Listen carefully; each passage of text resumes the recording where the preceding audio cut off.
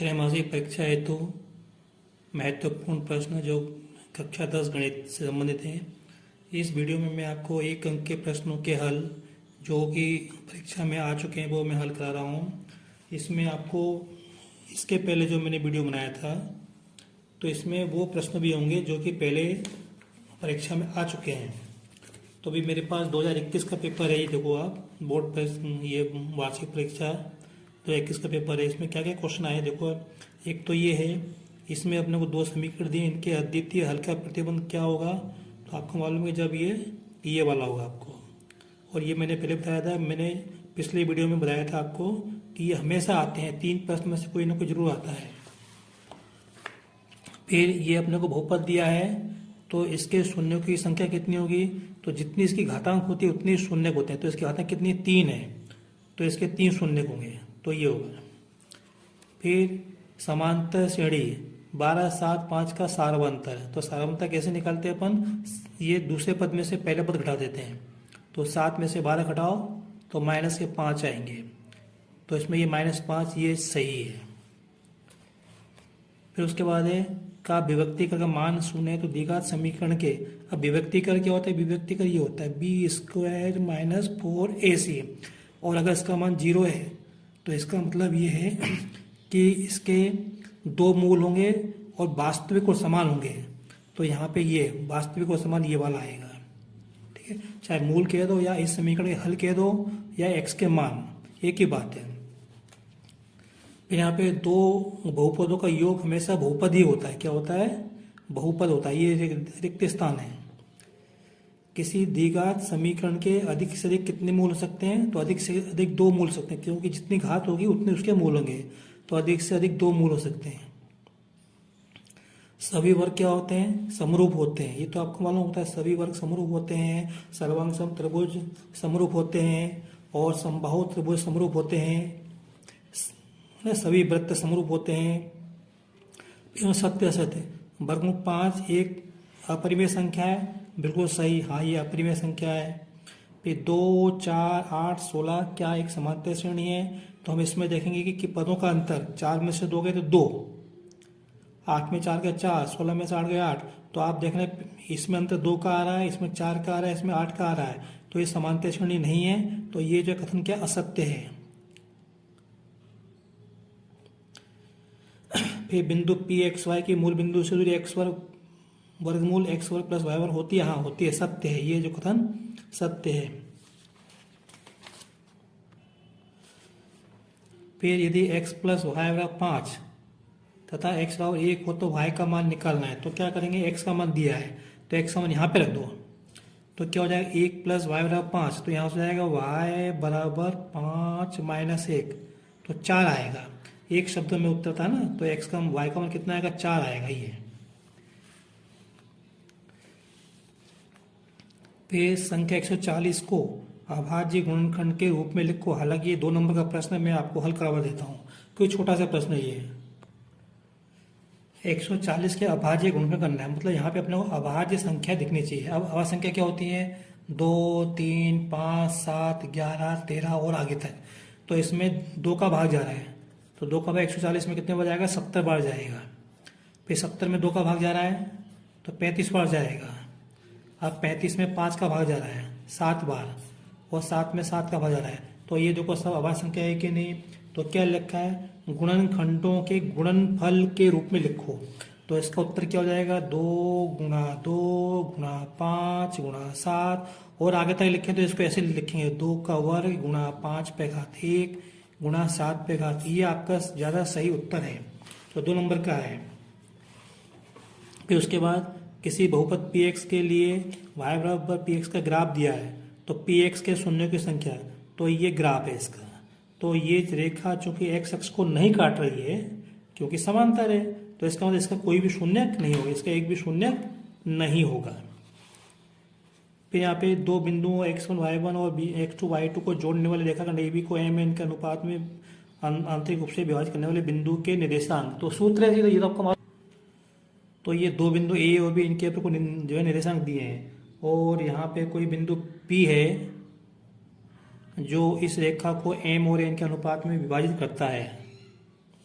अपन पुस्तक में अपन ने M1 और M2 लिया था, यहाँ M और N लिखा है, तो इस बिंदु के निर्देशांक क्या हो जाएंगे, x बराबर M1x2 प्लस M2x1 बटे M1 प्लस M2 और y बराबर क्या हो जाएगा M1y2 प्लस M2y1 बटे M1 प्लस M2। ये हमने पहले पढ़ा था, लेकिन पुस्तक में M1 के स्थान पे M दिया है तो उसको हम M लिखेंगे, M2 को अपन N लिखेंगे। ये M, ये N, ये M, ये M और ये N, ठीक है, ये M, ये N, बस और कुछ नहीं करना। तो ये हमारा उत्तर हो गया, इस प्रश्न का उत्तर हो गया। अब इसमें ये प्रश्न दे दिए, ये अपने को द्विघात समीकरण दिया है, इसका अपने को जो है विभक्तीकरण निकालना है, बताना है कि इसके मूलों की प्रकृति क्या होगी। तो यहाँ से आपको दिख रहा है मतलब विभक्ति का क्या होता है, बी स्क्वायर माइनस 4ac होता है, ए का मान 2, बी का मान -4, सी का मान 3, तो बी स्क्वायर माइनस 4ac इसमें मान रख दो। तो यहाँ पे बी का मान कितना -4, तो 4 का वो 16 माइनस 4 तो होता ही है, ए का मान 2, सी का मान 3, तो 16 4 दूनी 8 या 24, तो 16 माइनस 24 तो कितना आएगा -8, और -8 क्या 0 से छोटा है, इसका मतलब बी स्क्वायर माइनस 4ac क्या है 0 से छोटा है। तो जब बी स्क्वायर माइनस 4ac का मान 0 से छोटा होता है या ऋणात्मक होता है तो मूल कैसे होते हैं, वास्तविक नहीं, मूल वास्तविक नहीं, बस ये आएगा। फिर थेल्स प्रमेय और पाइथागोरस प्रमेय का कथन लिखो, केवल अपने को कथन लिखना है, सिद्ध नहीं करना है। तो थेल्स प्रमेय क्या होती है, किसी त्रिभुज में एक भुजा के समांतर कोई रेखा खींची जाए तो वह अन्य दो भुजाओं को समान अनुपात में विभाजित करती है। और पाइथागोरस जो है प्रमेय का संबंध किसी समकोण त्रिभुज से, किसी समकोण त्रिभुज में कर्ण का वर्ग अन्य दो भुजाओं के वर्गों के योग के बराबर होता है। तो इसमें आपको ध्यान रखो, कथन के साथ साथ हमको चित्र भी बनाना पड़ेगा, ठीक है बच्चों। एक ये प्रश्न है, ये समकोण त्रिभुज से संबंधित है, आप मेरे पिछले वीडियो देखें समकोण त्रिभुज से संबंधित, मैंने उसमें ये प्रश्न हल कराया हुआ है। ये प्रश्न पुस्तक में उदाहरण का प्रश्न है ये। अब मैं आपको 2020 का प्रश्न पत्र हल करा रहा हूँ। तो देखो, जैसा कि जब ये तीनों अनुपात बराबर होते हैं तो दिए गए समीकरण के अनंत अनेक हल होते हैं। तो इसमें कौन सा होगा, ये वाला इसका उत्तर होगा, क्योंकि तीनों अनुपात बराबर है। फिर उसके बाद AP का 10, 7, 4 का 10वां पद, तो देखो 10वां पद क्या होगा, इनसे छोटा ही होगा ना, क्योंकि संख्या ये घटते क्रम में जा रही है। तो 14 तो हो नहीं सकता, 17 भी नहीं हो सकता, इनमें से कोई एक होगा। तो ये वाला प्रश्न मैंने पिछले वीडियो में हल कराया हुआ, ये पहले भी आया है, अभी भी आया है, बता देता हूँ कैसे करना है। 10वां पद क्या होता है, A10 बराबर A प्लस 9D होता है।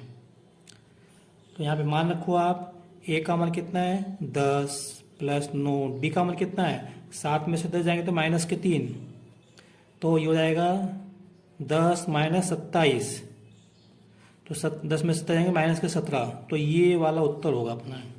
फिर एक्स वर्ग प्लस के शून्य का अल्फा बीटा हो तो अल्फा प्लस बीटा का मान क्या होगा, मतलब शून्य का योग क्या होता है -b/a, तो इसका ये होगा। फिर उसके बाद त्रिभुज ABCBDE दो संभव त्रिभुज, इस प्रकार डी भुजा BC का मध्यबिंदु है, तो त्रिभुज ABC और BDE के क्षेत्रफल का अनुपात क्या होगा 4:1। याद करो, मैंने पिछले वीडियो में भी ये आपको बताया था। फिर उसके बाद यहाँ पे ये दिए सत्य असत्य में, देखो घातांक 2 के किसी बहुपद के अधिक से अधिक 2 शून्य हो सकते हैं। हाँ, घातांक 2 है तो उसका अधिक से 2 शून्य होंगे, सही है कथन। किसी बिंदु की y अक्ष से दूरी उस बिंदु का y निर्देशांक कहलाती है। किसी बिंदु की, जैसे ये x अक्ष है, y अक्ष है, किसी बिंदु की y अक्ष से दूरी, मतलब ये दूरी क्या होती है x का, ये x निर्देशांक होती है, ये x का मान होता है, इसमें क्या लिखा है y का मान, तो इसलिए ये जो कथन ये असत्य है। वर्गमूल 2 एक परिमेय संख्या नहीं है, ये भी कथन असत्य है क्योंकि ये अपरिमेय संख्या है। फिर उसके बाद ये लिखा है एक शब्द में उत्तर, तो 2 चरों x और y वाले रेखिक समीकरण का मानक रूप लिखो। रेखिक समीकरण, चर 2 हैं तो ax plus by plus c बराबर 0, अभी अधूरा ही है, यहाँ पे ये लिखो A square plus B square not equal to 0, तब आपको नंबर मिलेगा। ये एक नंबर का जब आप ऐसा लिखोगे तो आपको उत्तर नंबर मिलेंगे। आगे देखते हैं। समांतर श्रेणी का व्यापक रूप लिखो। बहुत से बच्चे इसके अंदर गलती कर देते हैं। मैं आपको तो ये प्रश्न बार बार आता है, अभी भी आया, पहले भी आएगा। तो ए प्लस डी, ए प्लस 2d, और इसके बाद क्या आएगा आपको मालूम, ए प्लस 3d। तो बस ये आपका व्यापक रूप है। और a n plus n minus one into d क्या होता है, वो एनवा पद होता है, ठीक है, जनरल पद होता है वो। द्विघात समीकरण के विभक्ति कर ज्ञात करने का सूत्र बहुत आसान है। तो बी स्क्वायर माइनस 4ac आएगा। ये बस ये लिखना है विभक्ति कर। फिर इस समीकरण को द्विघात समीकरण है क्या ये, तो इसको हल करना पड़ेगा तब बताएं। हालांकि ये आप देखोगे तो ये वर्ग समीकरण या द्विघात समीकरण बनेगा, क्योंकि इसमें एक्स वर्ग मिलेगा हमको। फिर आगे देखते हैं कि एक्स वर्ग माइनस 3 के शून्य ज्ञात करो। चलो मैं बताता हूँ इसको, क्योंकि तो हल हो जाएगा। एक्स वर्ग माइनस 3 को लिखो वर्गमूल 3 का वर्ग, ऐसा अपन लिख सकते हैं। तो इसके गुणनखंड हो जाएंगे 2, तो एक्स प्लस वर्गमूल 3 और एक्स माइनस वर्गमूल 3। तो यहाँ से मिलेगा हमको x बराबर माइनस वर्गमूल 3 और प्लस वर्गमूल 3। तो इसके ये दो शून्य होंगे, माइनस वर्गमूल 3 और प्लस वर्गमूल 3, ये 2 नंबर का हो गया। फिर यहाँ बताना है कि ये अपने को किसी फलन का ग्राफ दिया हुआ है, तो इसमें कितने शून्य होंगे, तो जितने बार ये ग्राफ x अक्ष को काटेगा उतने शून्य होंगे। तो एक तो यहाँ काट रहा है, एक यहाँ काट रहा है, एक यहाँ काट रहा है, तो इसके 3 शून्य होंगे। फिर अब ये तो हल करना पड़ेंगे, बड़े प्रश्न हैं। आगे देखते हैं। और आगे यहाँ पे एक प्रश्न कौन सा, ये देखो, ये लंबाई 6 मीटर वाले एक ऊर्ध्वाधर स्तंभ की भूमि पर छाया की लंबाई 4 मीटर है, जबकि उसी समय एक मीनार की छाया की लंबाई 28 मीटर है। तो मीनार की ऊंचाई ज्ञात करो। ये भी प्रश्न मैंने पिछले वीडियो में हल आपको कराया हुआ है। ये समरूप त्रिभुज से संबंधित है, ठीक है। ये कुछ इस तरह से होगा, ये 6/x बराबर 4/28, कुछ इस तरह से ये प्रश्न होगा,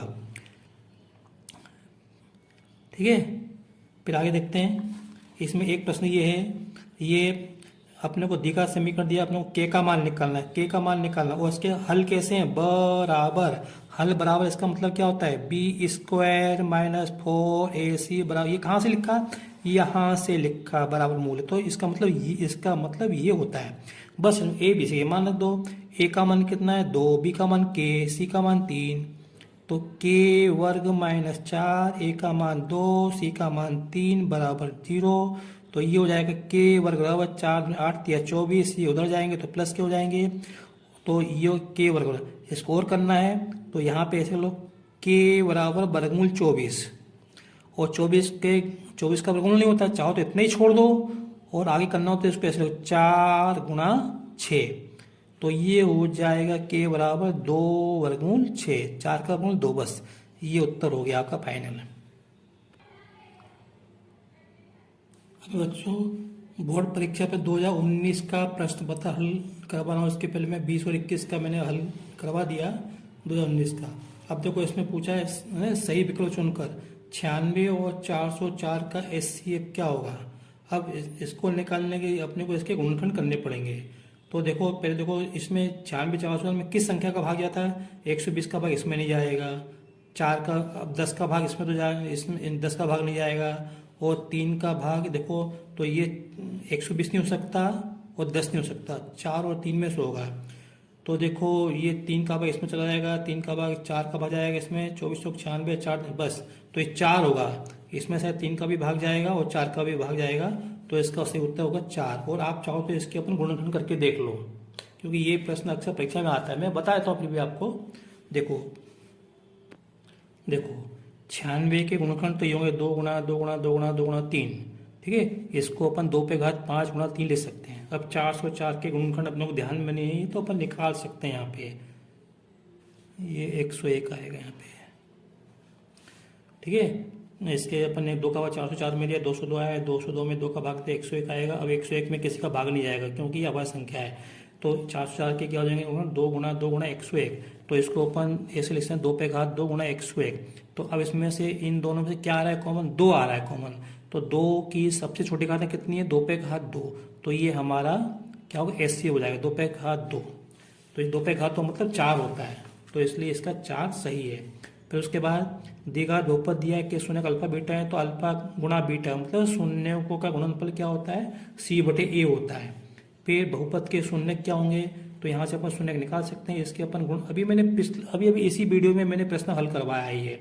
तो इसमें क्या आएगा, ± वर्गमूल 3 ये आएगा।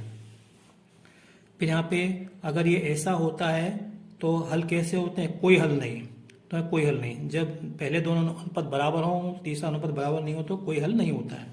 फिर उसके बाद ये तो समीकरण दिए हैं, इन समीकरणों को देखा कैसे होगी, प्रतिशत करेंगे कैसे करेंगे, तो हम कैसे करेंगे, हमको इधर निकालेंगे 1/3 और यहाँ पे निकलेगा -2/4 और यहाँ पे निकालेंगे यहाँ पे आएगा 0/-20, तो ये हो जाएगा 1/3 और ये आएगा -1/2 और आएगा 0। तो ये बराबर नहीं है, मतलब a1/a2 बराबर नहीं b1/b2, तो इसका मतलब है कि ये अद्वितीय हल होगा। ये इनमें से रेखा प्रतिच्छेद करेंगी, अद्वितीय हल होगा मतलब प्रतिच्छेद करेंगी।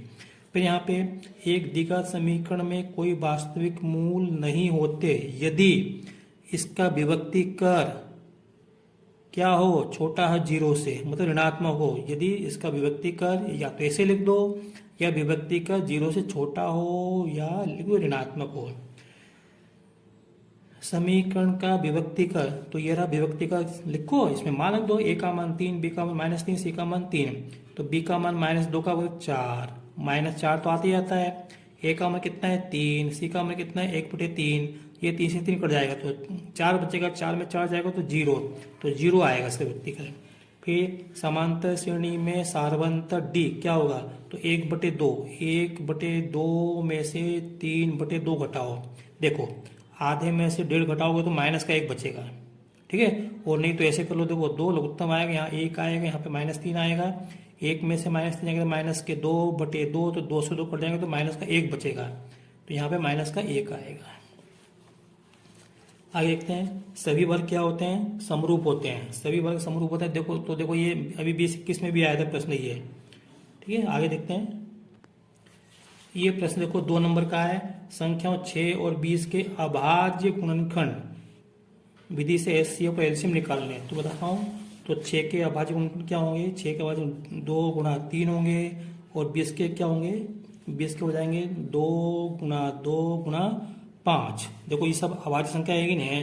अब इसको घातांक के रूप में लिख लो, 2/1 × 3, इसको लिखो 2/2 × 5।